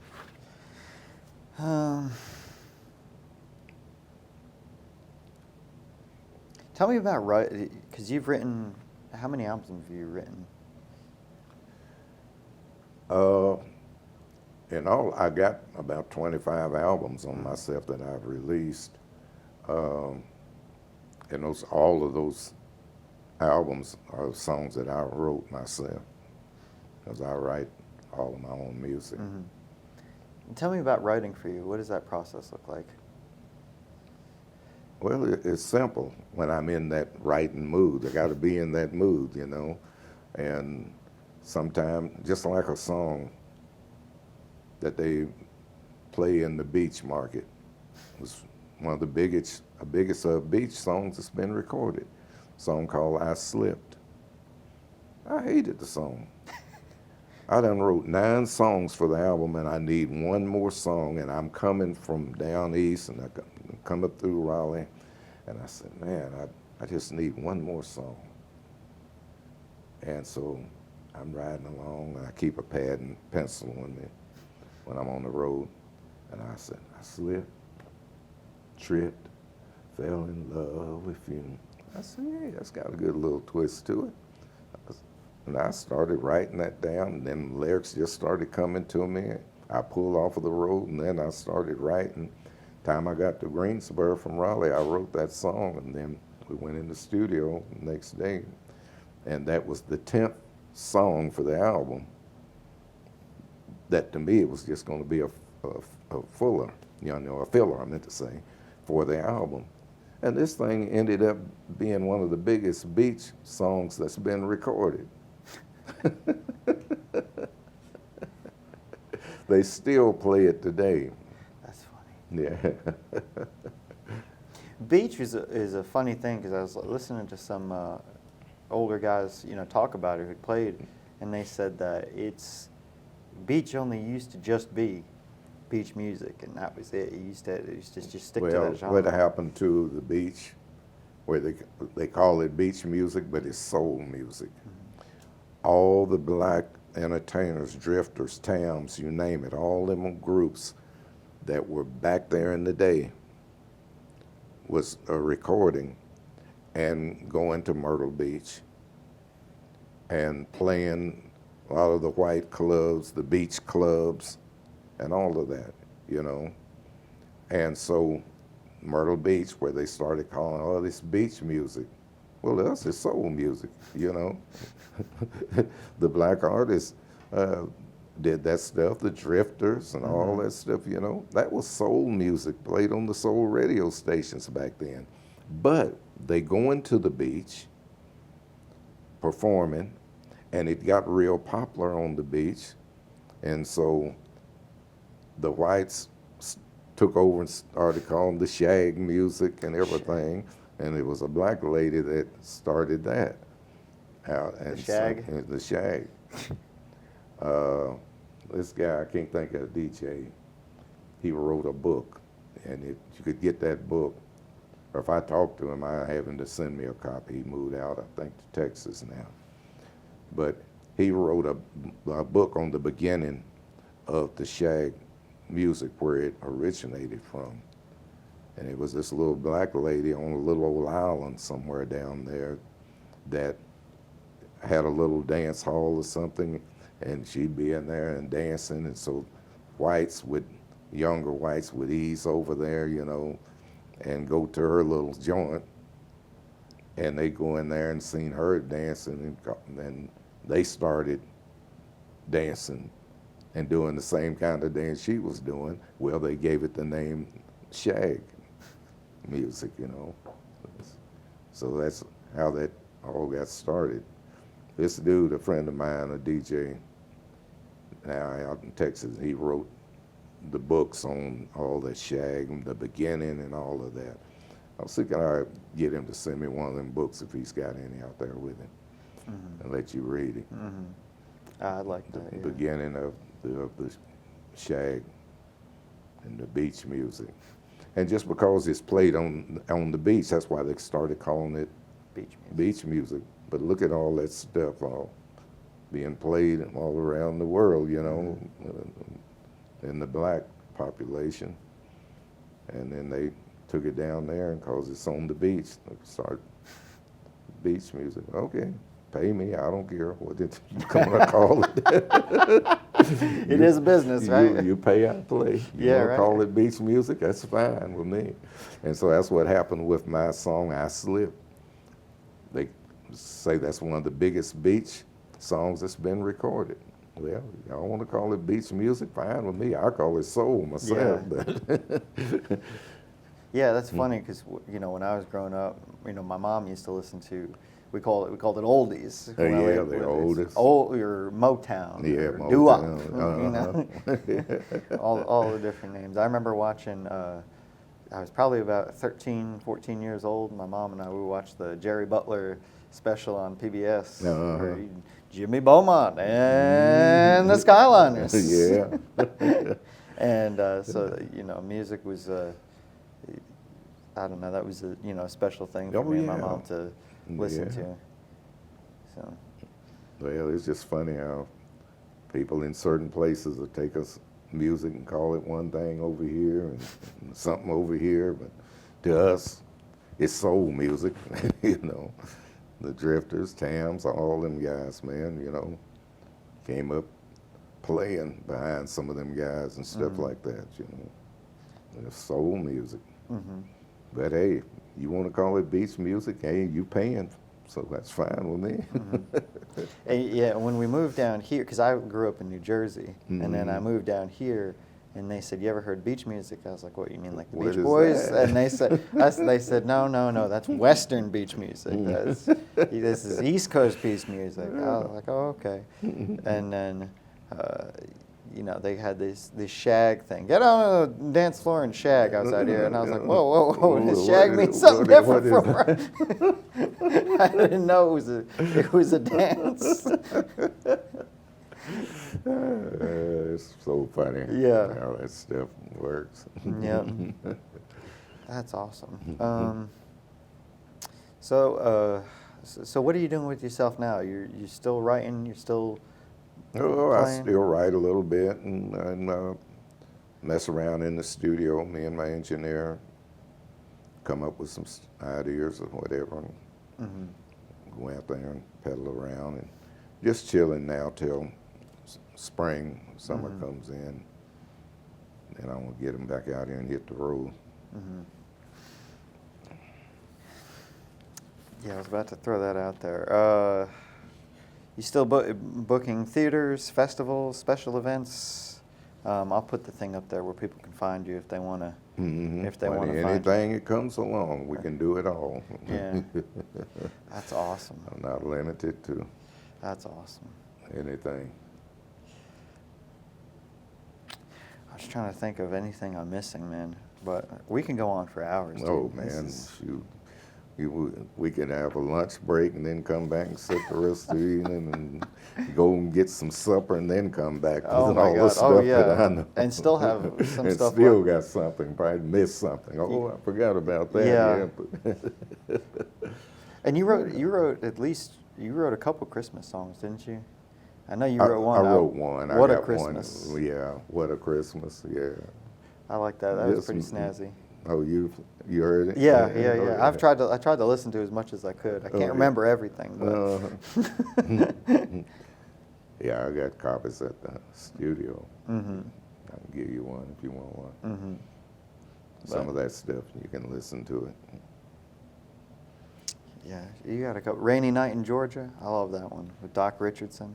Yeah, me and Doc was hanging out one day, and he said, "Man, I'd like to hear you sing Rainy Night in Georgia." And so I said, "Okay, let's play it." And so we played it, and I sung the song. He said, "Man, I want to record you singing that song." And I said, "Okay, well, we can do it." But I said, before we do it, got to find out who the writer was and the publisher and everything, so we don't get sued. Because I said, I ain't doing nobody else's music without knowing who wrote it and who owns the publishing and all of that stuff. So we dug that up, and then we went in and cut it. Thought it turned out pretty nice. That's awesome. Yeah, that's a great song. Yeah, my old voice is heavy, kind of like Brooke. Anyway. Yeah, that's about it, man. Like I said, we can go on for hours. Oh, yeah. This has been quite a treat to have you on. You never know who Yeah. you meet in the park. Man, that was so cool. I was out at Latham Park. This was a gym before I could even afford a gym, that was my gym. Because I was trying out for the fire department for so many years. And I tried out, this is when it was really after the recession, 2008. I was down here in 2011, 2012, and I tried out for every, fire department I could try. And so that was, we couldn't even afford a gym. We were, we were so poor, we were so broke. And so it was funny. That was, I went back to that. Something told me that's where I was going to go that day. And so I was out there, doing pull-ups, and here you coming by. I was like, we just started a random conversation about the weather or whatever. Never know who you run into at the park, right? Yeah. That's amazing. I love you. I can't get out your shoes or all your whole. I love what you're wearing. Well, I got a lot of suits, and I was just trying to figure out something I'd be kind of warm in because it's cold out there. And I grabbed this, threw it on. It's feel pretty good. Yeah. Won't look too bad.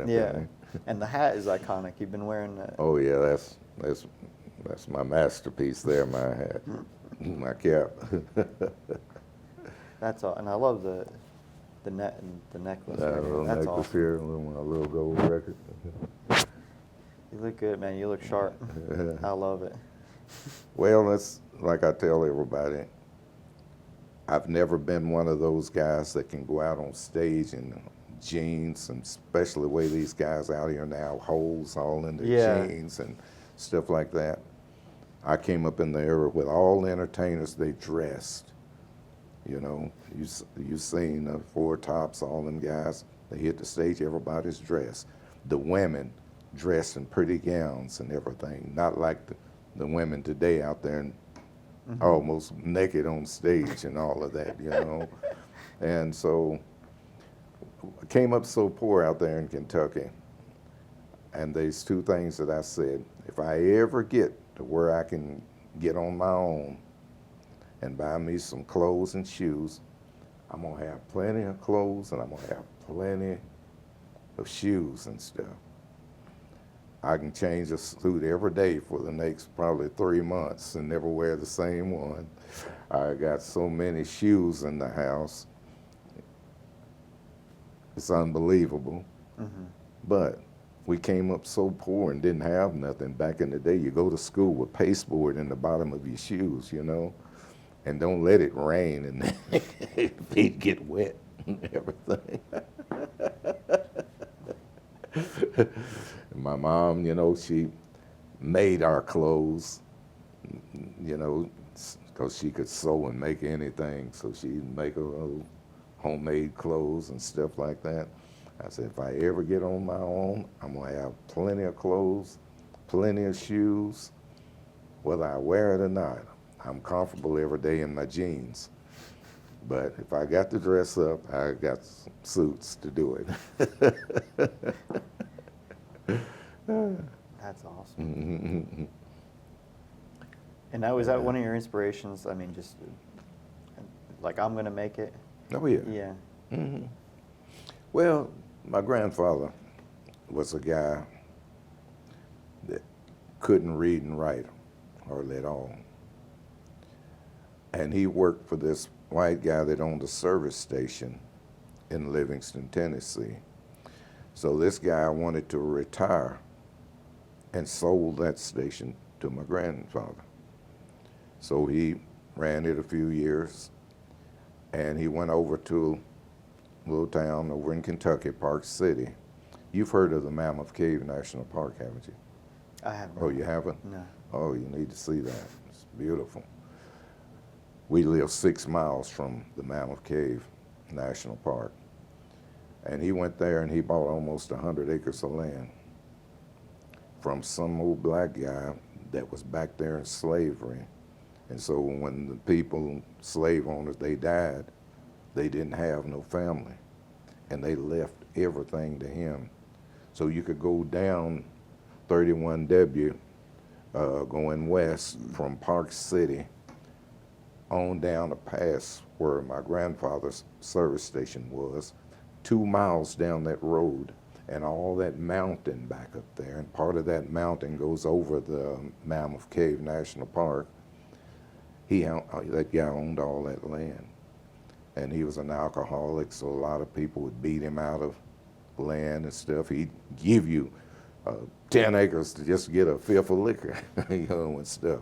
Now, I never knew what my granddad paid for it or nothing, but I'm pretty sure granddad was straight up, and whatever the guy told him he had to have, I'm sure granddad paid him for it. And then he built another service station with a restaurant and tourist cottages and house for him and my grandma, and a house on there for me and my mom, so we'd have our own place and stuff like that. And this was a guy that worked hard. Good mechanic, he could fix anything on them cars, and help anybody that come along. He'd go to church and might come down the road, suit and tie, everything on, your car sitting over there, and you got the hood up, done knocked off on you, and he'll pull up. Are you having car trouble? Can I help you? And he said, let me check this out. He'd go around there and look and do something, go back and get his toolbox and got white shirt and suit on, all this, and go whatever was wrong with it, he fixed it. People, can we pay you? No, you don't owe me a dime, go on about your business. And that's the way my granddad was. And he taught me to be the same way. He had another house that they called it the squatter's house. So anybody come along that didn't have a place to live, they could move in that house. And so I was out there with him one day, and this white family came up, husband and wife, and they had a son. And they didn't have any place to live, and they saw the house was empty. And they said, well, Mr. Roy, we see that house is empty up there, and we don't have any place to stay, and we're looking for a house. How much would you rent that house to us? So granddad was the type of dude going to mess with you, you know, he's going to act like he's thinking about it and all of that. And then he was coming and saying, well, the house is empty, ain't nobody living in it, so if you don't have no place to stay, move on in it. You don't owe me nothing. And so they say, well, do you mind if we have a garden? He said, look, it's almost 100 acres of land back here. You can plant anywhere you want to plant a garden. I don't want you to do but one thing. When them big red ripe tomatoes come in, every once in a while, just bring me a couple of big red ripe tomatoes. My granddad was something else, man. He was my hero, because I didn't have my dad in my life. I found my dad when I was 23 years old. So when I was like little and everything, I thought my granddad was my dad till I got old enough to know difference, you know, and everything. And he made sure whatever I needed or wanted, I had it. And he taught me how to work for stuff. I was 11 and 12 years old. I could fix anything on them old cars. Because I came out there and watched him and worked with him on it. Grease fittings back then, you know, you have all these grease fittings all up under the car and everything. I knew wherever one of them was, could grease them cars, do anything to them.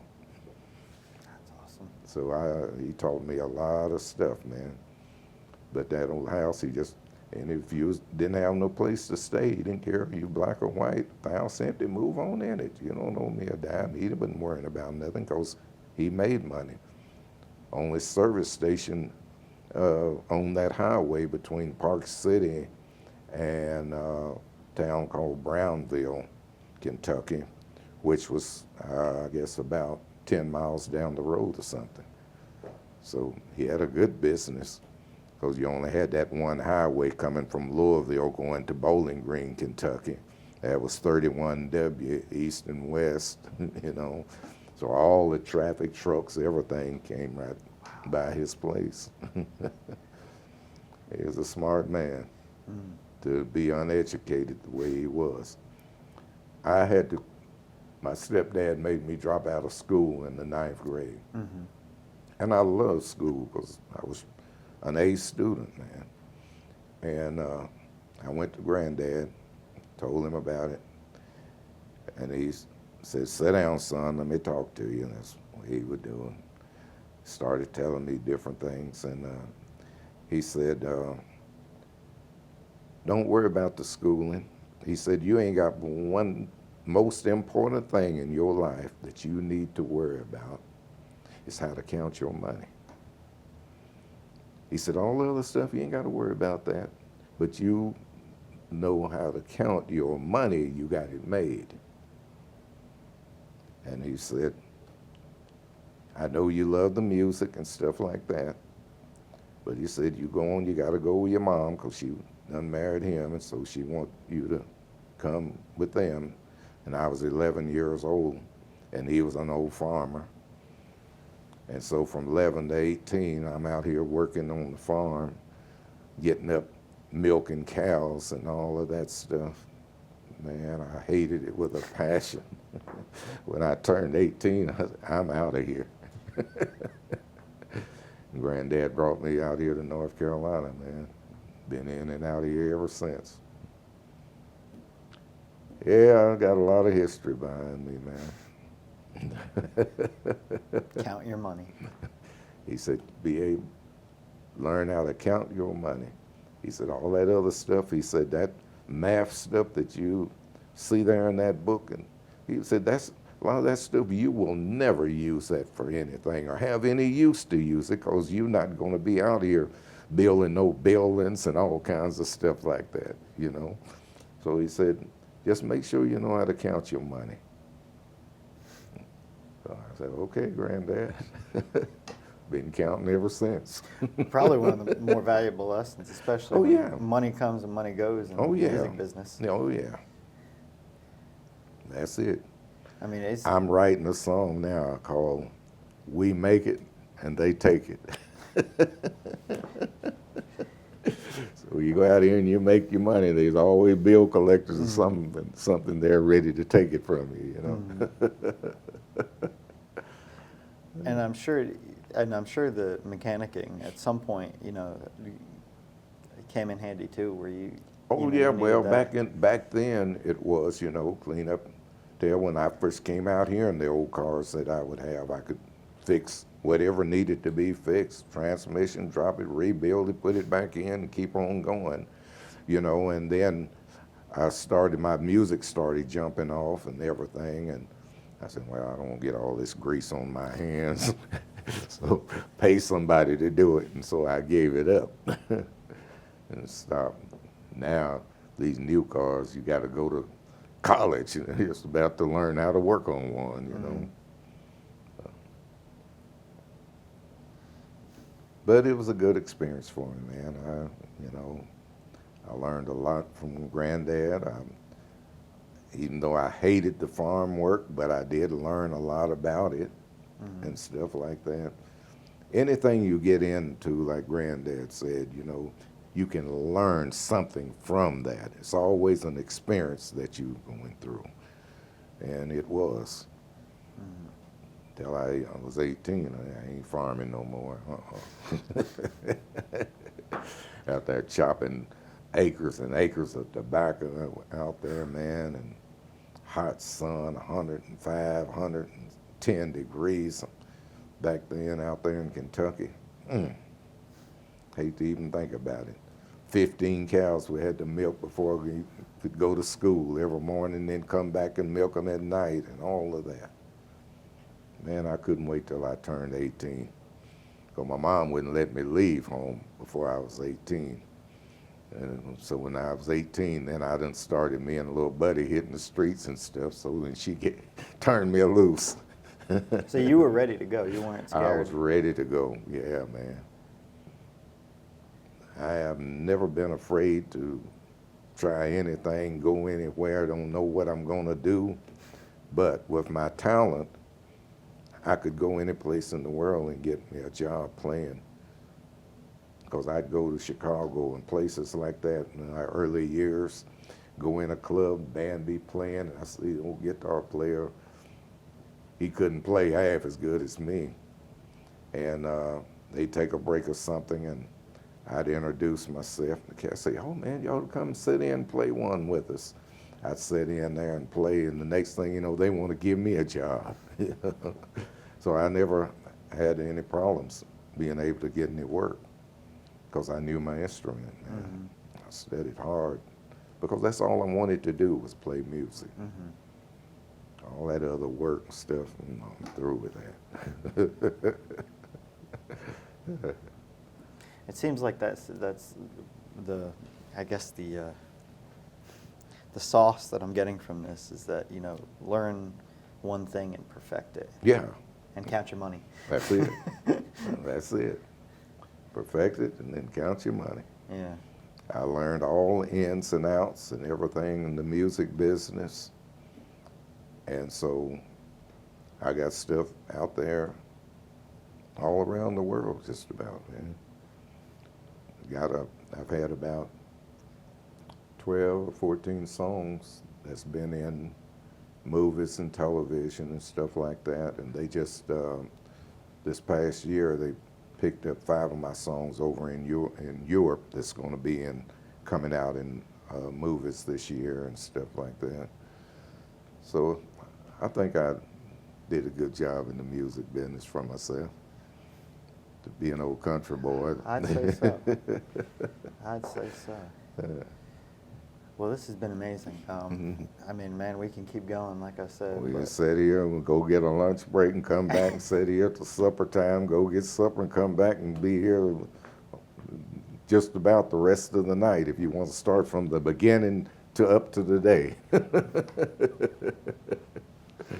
But unfortunately, TV only allows for so much. I you know. But this has been absolutely fascinating. Yeah, I enjoy doing this with you, man. I am enthralled. Mm-hmm. I don't know how long it's been, but we've been going for some time now. Yeah, don't matter. I ain't got nothing but time. It's been about 2 hours now. Yeah, it's fun. I've done a lot of interviews like that, especially over in Europe, man. I've done a lot that's for TV and stuff like that over there. But anytime you want to do something, you got my number. Okay, cool. Yeah, we'll have to have you on. Maybe we'll do a music special or something. Yeah.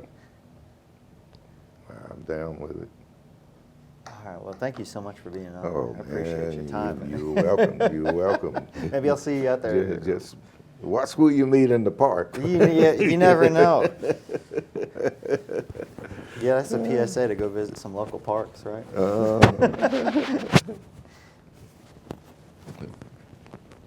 This has been awesome. That's about 2 hours.